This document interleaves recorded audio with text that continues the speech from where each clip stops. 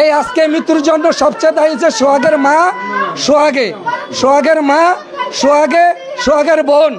এটা সাক্ষী থানার সঞ্জয় স্যারে, দারোগা সঞ্জয় স্যার, এটা সাক্ষী সঞ্জয় স্যারের 3 বার বিচার করিয়া দিছে।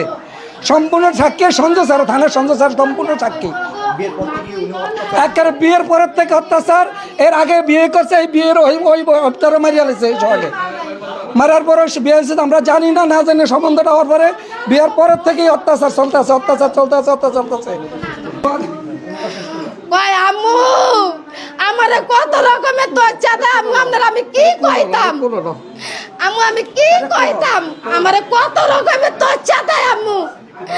আম্মু গো হে যদি আমার দ্বারে যাইতো আম্মু, হেয়ার মা হেরা টানিয়ে নিয়ে হেয়ার মা রুমের মধ্যে হইতো গো আম্মু।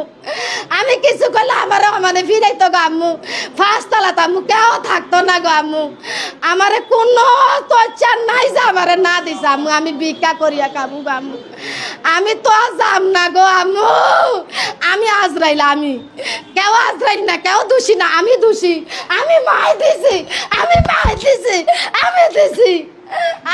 আমি দোষী। আমার মা কইছে আমি ভিক্ষা করিয়া খাম গামু, আমি যাম না গামু, আমি ভিক্ষা করিয়া খাবো গো। আমি দিছি আমার কয়টা টুর খাওয়া, আমার কয়টা টুর খা, আমার কিচ্ছু করতে দিত না আমার মা। আমার গেলে পানি দাঁড়িয়ে তো ব্যাগ দিত।